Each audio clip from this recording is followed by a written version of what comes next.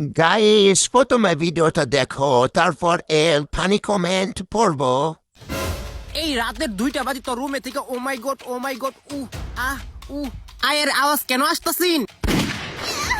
এইরকম কি দেখতাছিলি বেটা তুই ফোনের মাঝে? গান শুনতাছিলাম, ইংরেজি সং। এটা আবার কোন ইংরেজি সং? আমার তো শোনা শোনা শুনাইতেছি।